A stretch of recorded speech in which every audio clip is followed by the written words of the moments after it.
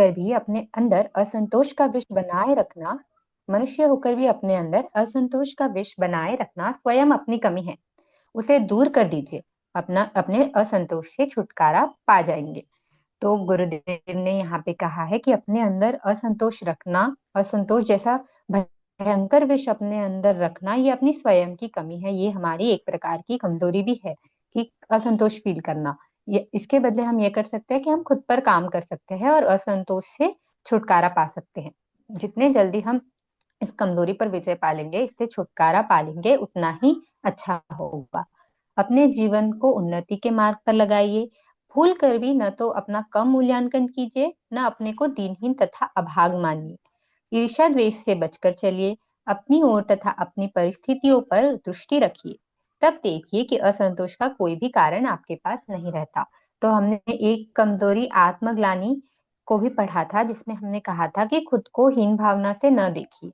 आप अपना खुद का सही मूल्यांकन कीजिए और दूसरों से ईर्ष्या भावना बनाने से बेहतर है कि खुद के कार्यों का मूल्यांकन कीजिए। खुद दिन भर क्या करते हैं, खुद का कैसा रूटीन होता है, खुद हम कौन सी चीज पर कैसा रिस्पॉन्ड या रिएक्ट करते हैं, इस पर ध्यान दीजिए। और ईर्ष्या द्वेष इन भावना से जितना हो सके बचना है।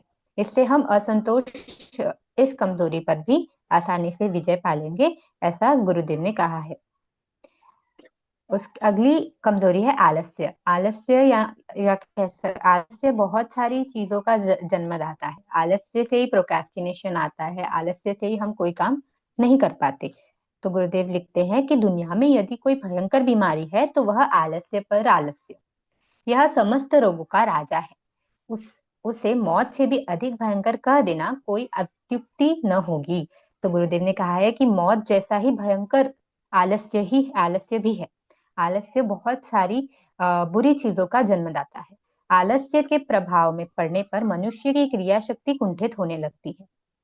आलस्य के कठोर द्वारा कल्पवृक्ष के समान आलस्य के कठोर द्वारा कल्पवृक्ष के समान उस शरीर की जड़ काटते रहना, उसकी शक्ति, क्षमताओं एवं योग्यताओं को नष्ट करते रहना पाप ही है। तो मानव जीवन के महान से महान मनोरथों को चूर कर सकता है। शक्ति संपन्नता, गौरव ज्ञान, मान प्रतिष्ठा, यश कीर्ति आदि ऐसे कौन सी समृद्धि अथवा ऐश्वर्य है जो शरीर रूपी देवता को प्रसन्न करने पर नहीं मिल सकता। किसी को कोई अधिकार नहीं है कि वह उत्तरदायित्व से फिरकर आलस्य, प्रमाद अथवा निष्क्रियता द्वारा पृथ्वी का भार बने और असुंदर, अव्यवस्थित, अशांत अथवा असुखकर बनने की क्रिया करे।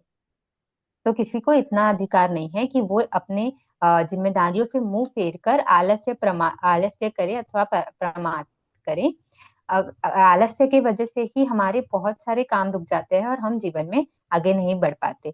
आजकल हम जैसे रील स्क्रॉल करते हैं, तो वो हम क्यों करते हैं? क्योंकि वो जैसे ही हमें याद आता है कि अरे मुझे ये काम करना था, हमें उससे इजी लगता है कि हम रील स्क्रॉल कर ले। उधर हमारा ध्यान भी भटक जाता है और वो उससे आसान कार्य तो कुछ हो ही नहीं सकता कि ये वीडियो नहीं पसंद आई तो ऊपर स्क्रॉल कर दो। आजकल हमने बड़े वीडियोस भी देखना कम कर दिया है, तो वे भी कहीं ना कहीं आलस्य और अटेंशन स्पैन कम होने का होने का रीजन है।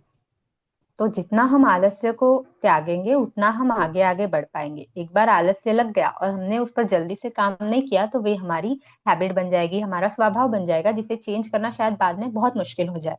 तो इनिशियल टाइम पे ही अगर ऐसा लगे कि हम बहुत ज्यादा प्रोक्रेस्टिनेट कर रहे हैं, तो 3, 2, 1 गो बोल के उठ के अपने काम पर हमें लग जाना चाहिए।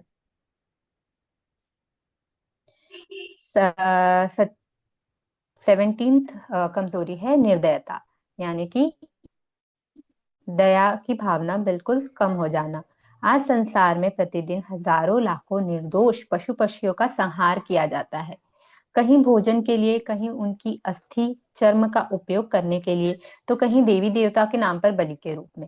हम ऐसे कितने सारे रीजंस के वजह से निर्दोष पशु पक्षियों का संहार करते हैं। पशु पक्षी तो आजकल रहने ही दो, आजकल इंसान भी इंसान के साथ कितना बुरा कर रहा है ये हम न्यूज में, मोबाइल में और पेपर में पढ़ते ही रहते हैं। इतना ही नहीं, मनोरंजन, शिकार खेलने तथा निशाना साधने के लिए भी जाने जाने न जाने पशु पक्षियों की अकारण हत्या की जा रही है। एक और जहाँ मनुष्य ईश्वर, जीव, प्रकृति, जड़ चेतन, आत्मा, ज्ञान विज्ञान की बातें करता है, वहीं दूसरी ओर निर्बल, निरीह एवं निर्दोष प्राणियों की गर्दन काट रहा है। तो जैसे इंसान एक जगह बहुत बड़ी बड़ी बातें करता है, बहुत ज्ञान की बातें करता है, वहीं दूसरी जगह वो निर्दोष प्राणियों की जान भी ले रहा है। क्रूरता संसार में सबसे बड़ा पाप है। किसी प्राणी के प्रति क्रूरता का व्यवहार करने वाला एक प्रकार से अपनी ही आत्मा के प्रति क्रूरता का व्यवहार करता है। तो गुरुदेव ने कहा है कि जो इंसान किसी प्राणी के प्रति बुरा व्यवहार कर रहा हो या क्रूरता का व्यवहार कर रहा हो, वे कहीं ना कहीं अपनी आत्मा के साथ भी सेम व्यवहार कर रहा है। संसार के समस्त प्राणियों में एक ही आत्मा का निवास रहता है। गुरुदेव कहते हैं कि संसार के जितने भी प्राणी हैं, सब में एक ही आत्मा होती है। अन्याय अथवा अत्याचार को देख सुनकर मौन रह जाने का अर्थ है उसे उस कुकृत्य का समर्थन करना। अगर हम हमारे सामने ये बुरी चीज होते हमें दिख रही है और उसे चुपचाप देखना ही है कि हम उसका कहीं ना कहीं भाग हैं और हम उस चीज का समर्थन कर रहे हैं। मौन स्वीकृति का लक्षण मौन स्वीकृति का लक्षण माना गया है। गुरुदेव कहते हैं कि मौन ही स्वीकृति यानी उस चीज को एक्सेप्ट करना या उस चीज को बढ़ावा देने का लक्षण है। अन्याय अथवा अत्याचार का सामर्थ्य भर विरोध करना प्रत्येक विवेकशील एवं धार्मिक व्यक्ति का अनिवार्य कर्तव्य है। तो अगर कहीं अन्याय या अत्याचार होते दिखता है तो उसका विरोध करना और या फिर उसका विरोध भर सामर्थ्य भर विरोध करना प्रत्येक विवेकशील एवं धार्मिक व्यक्ति का अनिवार्य कर्तव्य है। ये हमारा कर्तव्य है कि अगर हमारे सामने अगर इस तरीके का कुकर्म हो रहा हो तो उसका हमें विरोध करना चाहिए। 18वीं एवं आखिरी कमजोरी है विषय वासनाएं। विषय वासनाओं की तृष्णा एक ऐसी प्यास के समान होती है जिसकी पूर्ति उसके बढ़ने में सहायक होती है। लोग यह सोचकर बड़ी भूल करते हैं कि अभी तो जवानी है, शरीर में रक्त और शक्ति है, जी भरकर भोग विलास और विषय वासनाओं का आनंद क्यों ना लिया जाए। यदि बुढ़ापा आने लगेगा तब संयम कर लेंगे। जबकि सोचना यह चाहिए कि अभी युवावस्था, शरीर में शक्ति और सामर्थ्य है, क्यों ना क्यों ना इस प्रबल शत्रु काम को विजित करने का प्रयत्न किया जाए। शरीर सक्षम होने से अभी कोई भी साधना तथा संयम बन सकता है। यदि आगे चलकर जब बुढ़ापा आ जाएगा, शरीर निर्बल हो जाएगा, जीवन की आशाएं धुंधली पड़ जाएगी, तब यह अजर मजर शत्रु मारे ना मरेगा। तो गुरुदेव कहते हैं कि अभी हम हमारे पास जवानी में जब इतना समय है, इतना ज्यादा सामर्थ्य है, इतना इतना ज्यादा विवेक है अभी हमारे मस्तिष्क में, तो इस समय अपने अपने सोच को सही जगह पर लगाना चाहिए, ना कि विषय वासनाओं पर।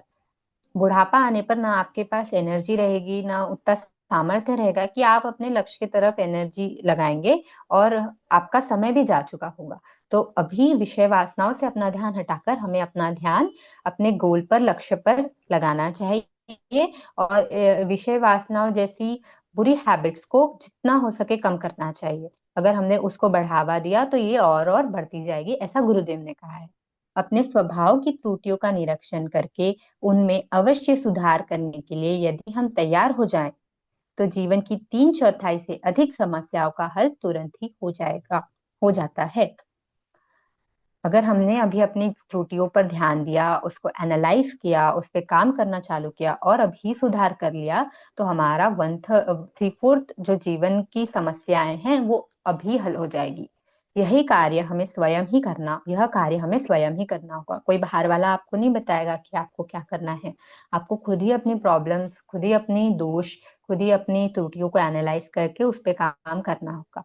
अपनी परिस्थितियों का निर्माता मनुष्य स्वयं है।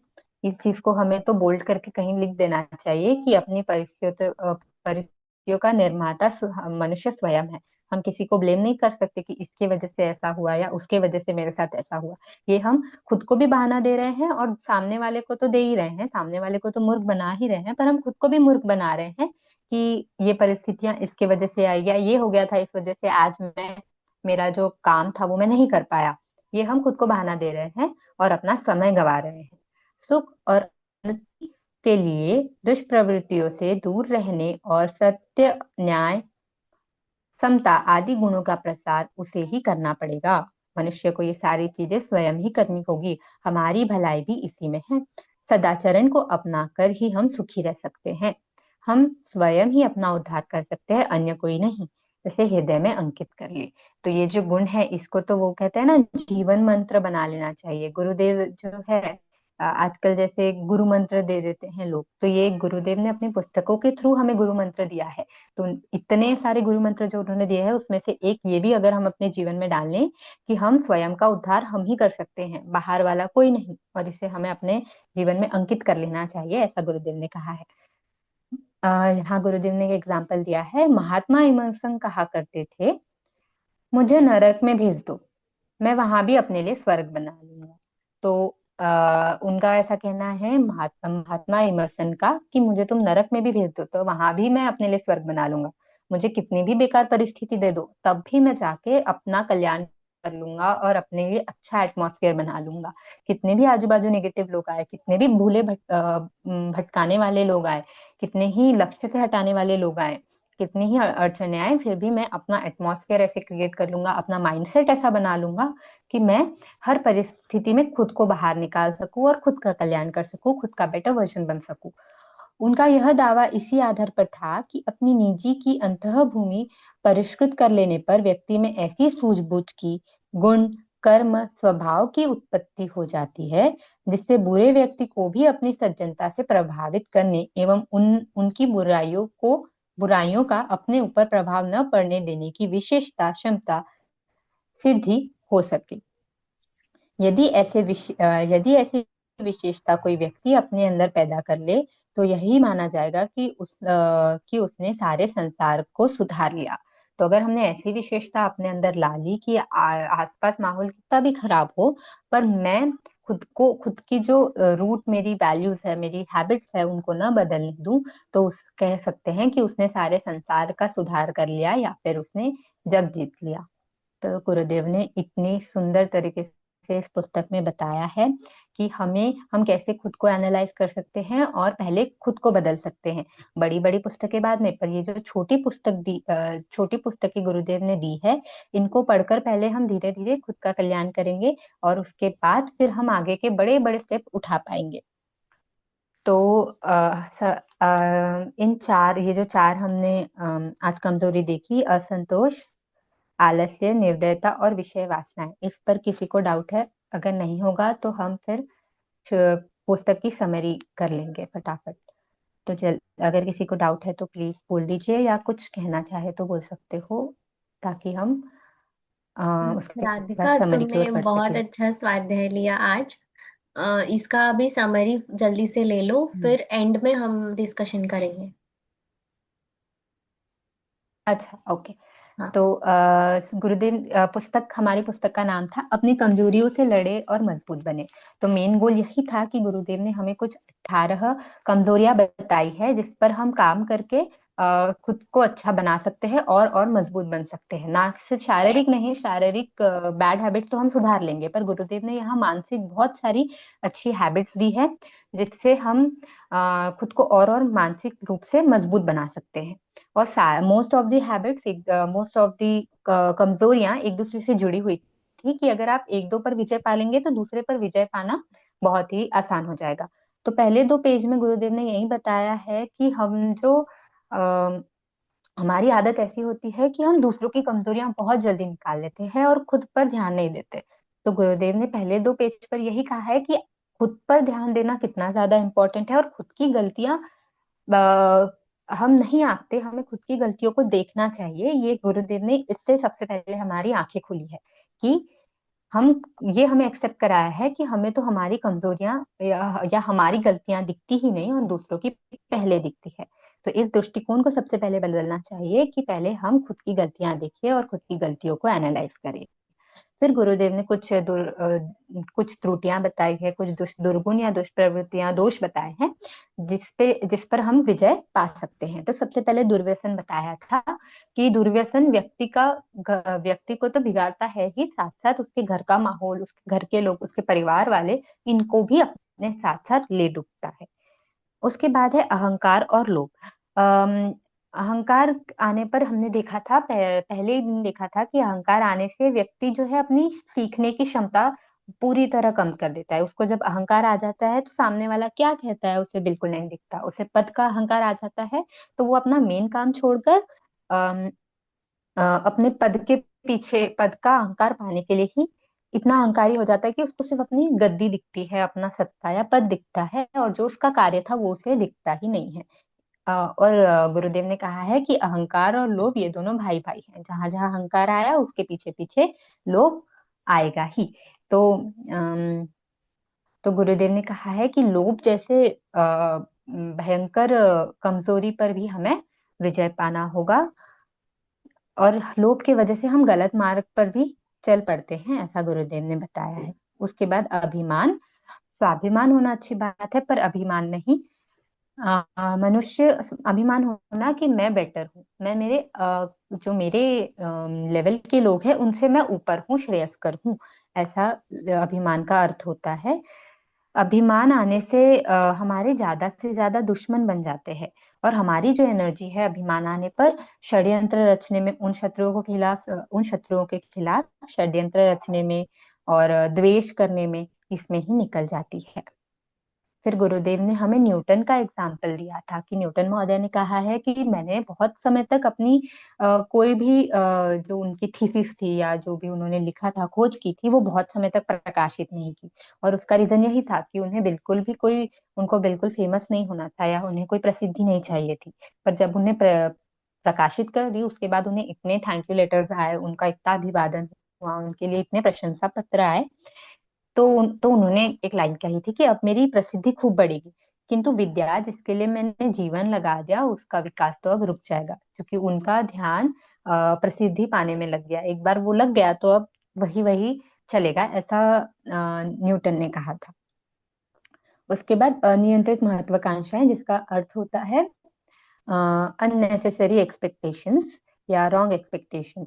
गुरुदेव ने कहा है कि आकांक्षाएं तो होनी ही चाहिए, क्योंकि अगर आकांक्षाएं रहेगी तभी हम जीवन में कुछ कर पाएंगे।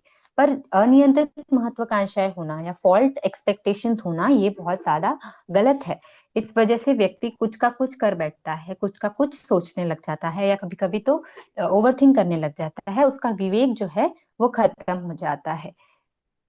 तो गुरुदेव ने कहा है कि जो जो हमारी एक्सपेक्टेशंस है उनके उन्हें हमें ध्यान से विवेकपूर्ण अपनी बुद्धि से सोचना चाहिए, और वो कितनी उपयोगी है या नहीं ये देखना चाहिए, कि हमें कहीं इन एक्सपेक्टेशंस की वजह से हमारा कुछ बुरा तो नहीं हो रहा, हम किसी गलत रास्ते पर तो नहीं जा रहे, ये हमें देखना चाहिए। और अगर ये गलत है तो उन्हें उसी समय एक्सपेक्टेशंस को खत्म कर देना चाहिए, और हमें सही आकांक्षाएं रखनी चाहिए अपने जीवन के लिए।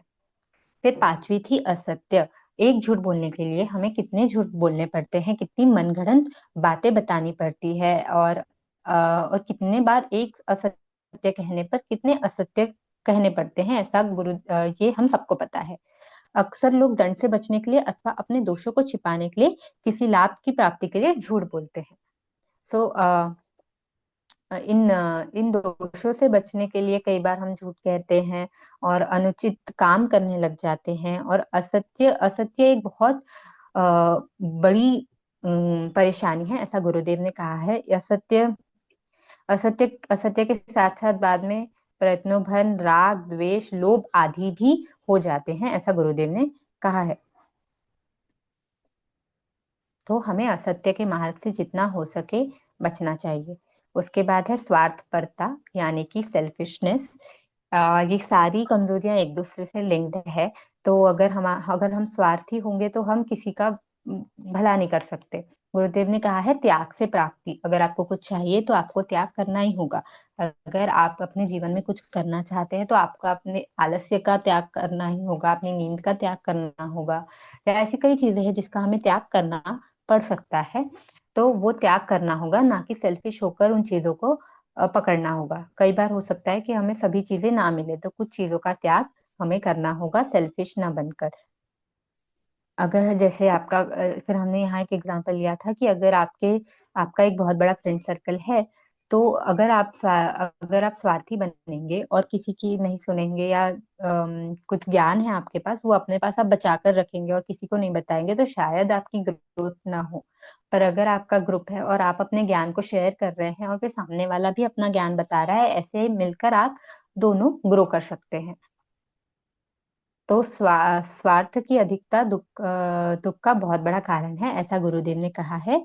तो अगर आप चाहते हैं कि आपसे बहुत कुछ छीन न जाए, तो आपको स्वार्थ का त्याग करना होगा। और गुरुदेव ने साथ साथ लिखा था कि संकीर्णता और स्वार्थ दोनों दोनों की मानवीय जीवन पद्धति में कोई स्थान नहीं है। संकीर्ण दिमाग, नैरो माइंड और सेल्फिशनेस, इसका मानवीय जीवन में कोई भी स्थान नहीं है। तो जितना जल्दी हो सके हमें अपनी इस कमजोरियों पर काम करना चाहिए और इसे सुधारना चाहिए। उसके बाद आती है ईर्ष्या, जो स्वार्थ से लगी हुई है। अब किसी से ईर्ष्या करना ही आपकी उन्नति में सबसे बड़ा बैरियर है, सबसे बड़ा बाधक है। ईर्ष्या करने से आती है लोगों की आलोचना करना, लोगों की निंदा करना, और हमारी एनर्जी, हमारा दिन का कितना समय इसी काम में चला जाता है। और ये जो बीमारी है ईर्ष्या की, या ये जो कमजोरी है ईर्ष्या की, गुरुदेव कहते हैं कि जो हल्की मनोभूमि वाले लोग हैं, इनके अंदर बहुत जल्दी आ जाती है, वो बहुत जल्दी इसका शिकार बनते हैं। तो हमें अपने माइंड को ज्यादा से ज्यादा स्ट्रांग बनाना चाहिए। और वो कैसे बनेगा, हमारा पुरुषार्थ और अच्छा कैसे बनेगा, तो वो है हमें ब्रह्मचर्या फॉलो करनी चाहिए, या फिर मंत्र जाप करना चाहिए, या अपने माइंडसेट को हम जितना ज्यादा सुधार सकें और माइंड को कितना जितना ज्यादा स्ट्रांग कर सके, हमें करना चाहिए। और वो होगा कैसे, तो इस तरह की बुक पढ़ने के बाद, स्वाध्याय करने के बाद, इन चीजों को अपने जीवन पे लाना चाहिए।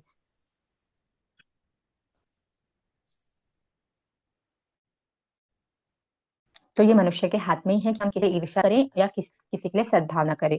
तो श्रद्धा पात्र बने, और जिससे स्नेह का पात्र बने या श्रद्धा पात्र बने, इससे आपको लाभ ही लाभ होगा, ऐसे गुरुदेव ने कहा है। आर्थिक कमजोरी है अश्लीलता और कामुकता। ये सिर्फ शारीरिक संबंध से स्थापित करना सिर्फ ये नहीं होती, जबकि हमें जो हमारे फॉल्ट डिजायर्स है या बुरे डिजायर्स है, इन विषयों से भी आती है, ऐसा गुरुदेव ने कहा है। तो जितने जल्दी हम इस पर काबू पा लेंगे, उतना हम चिंता, निराशा, आशंका, अविश्वास, इन सारी भावनाओं से भी मुक्ति पा लेंगे। फिर मस्तिष्क, नौवीं कमजोरी है मस्तिष्क की उद्विग्नता, यानी कि हमारा अनस्टेबल माइंड। जितना आपका माइंड अनस्टेबल रहेगा, उतने जल्दी आपके अंदर भय, कुविचार, संदेह आते जाएंगे। तो गुरुदेव ने कहा है कि हमारा जो मन है वो असंस्कृत, अनपढ़ और नादान है। भले ही हम कितने भी पढ़े लिखे हों, पर हमारा मन असंस्कृत, अनपढ़ और नादान है, अगर हमारे मस्तिष्क में वो स्टेबिलिटी नहीं है, और इतना कि हम कहीं फोकस नहीं कर पा रहे हैं, या हम ये जो ईर्ष्या द्वेष है इसको काबू नहीं कर पा रहे, तो हमारा मन अभी भी अनपढ़ और नादान है, और हमें इस मन पर काम करने की बहुत ज्यादा जरूरत है। आवेगों से बचने के लिए मन को विवेकशील, धैर्यवान, सहिष्णु बनाना आवश्यक है, ऐसा गुरुदेव ने कहा है।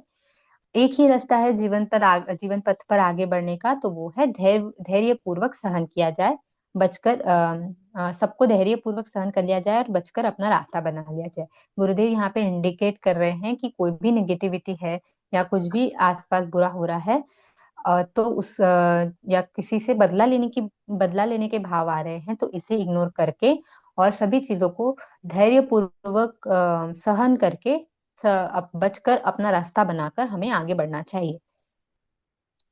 उसके बाद 10वीं कमजोरी है जल्दबाजी और उतावली। बहुत सारे लोग होते हैं जिनको हर चीज में बहुत ज्यादा उतावलापन होता है। गुरुदेव ने कहा है उतावला सो बावला। गुरुदेव ने यहाँ कहावत मेंशन की है, उतावला सो बावला। यानी कि कुछ लोगों को हर चीज में घाई होती है, उठने में घाई, बात करने में घाई, काम शुरू करने में घाई, फिर काम जल्दी बंद करने में घाई।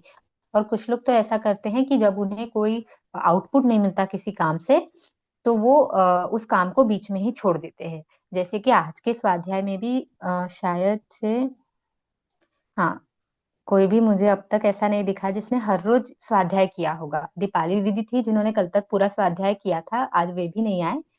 तो अगर आपने कोई कार्य, इस पार्ट में गुरुदेव ने कहा है कि अगर आपने कोई पार्ट स्टार्ट किया है तो उसे एंड जरूर करें।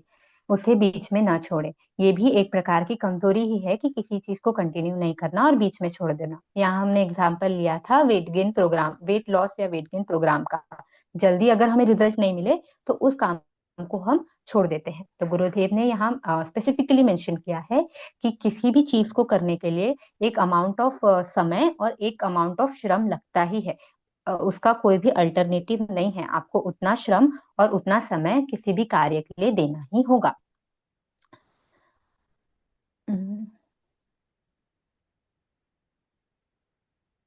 तो अगर आपको उचित मार्ग पर चलते रहना है तो आपको धैर्य और साहस पूर्वक अपना कर्तव्य करते रहना होगा, ऐसा गुरुदेव ने कहा है।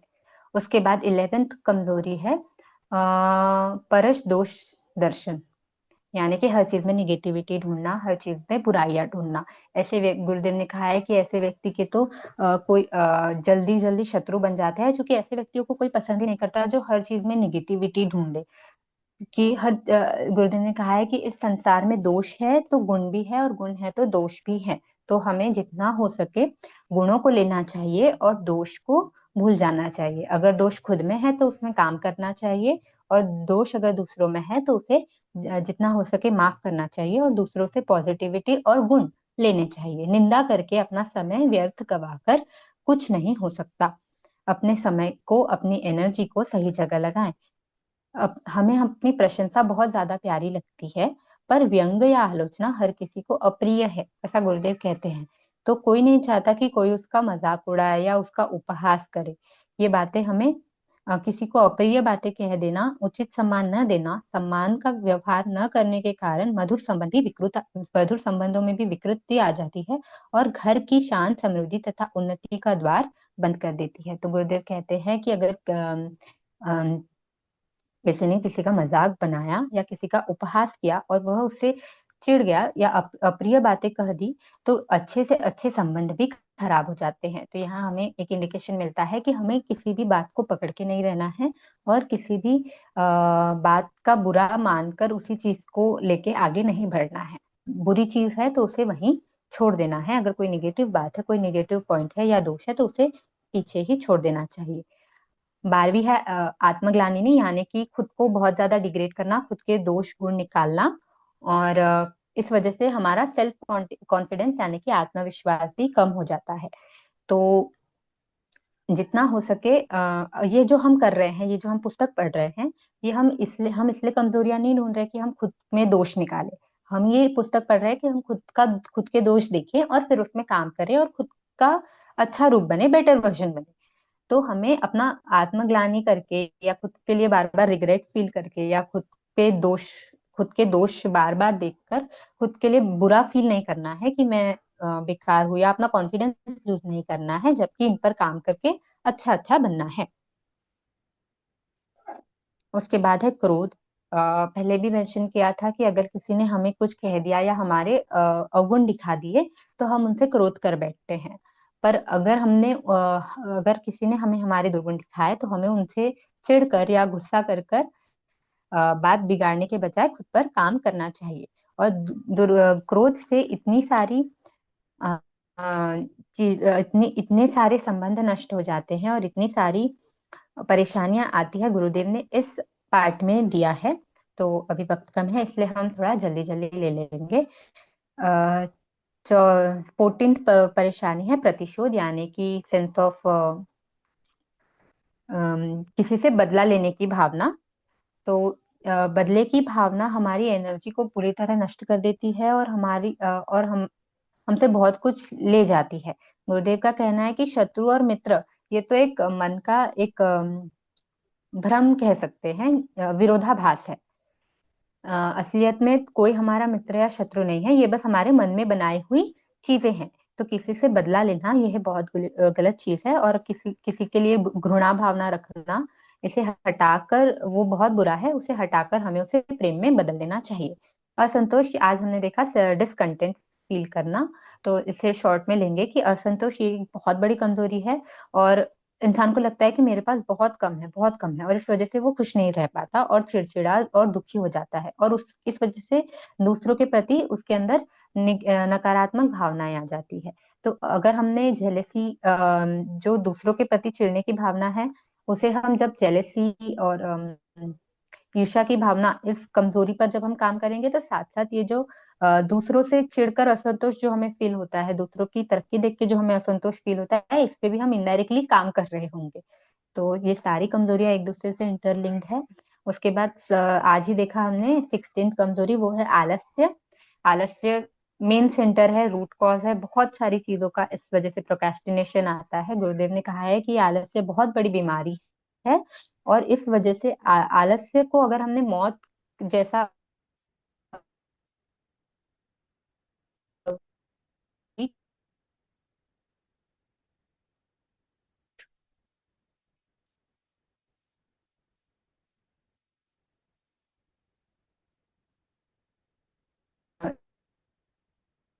बोलने से हम कुछ गुरुदेव का इसलिए को होता है, किसी नहीं चाहिए, और अगर तो के खिलाफ भी उसके बाद आठवीं विषय वासनाएं। हम अभी जरूरी है, हमारे बहुत सारा एनर्जी है, इस कारण इससे हम विषय वासनाओं में न लग।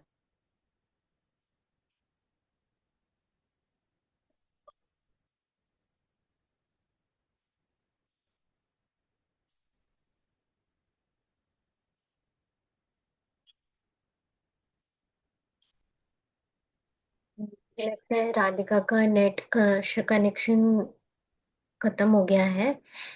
इसको मैं कंटिन्यू कर लेती हूँ। 17वां टॉपिक है निर्दयता।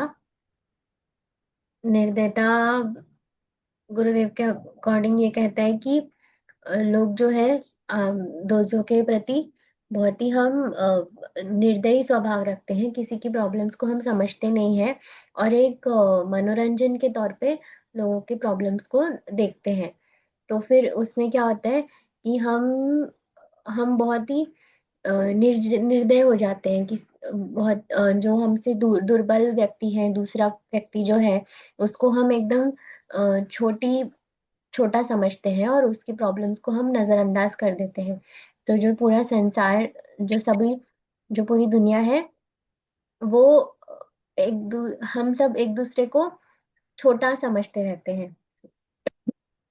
इसके आगे हम देखते हैं विषय विषय वासनाएं, यानी कि तृष्णा। विषय वासना की तृष्णा एक ऐसी प्यास के समान होती है जिसकी पूर्ति बहुत ही बढ़ने में सहायक होती है।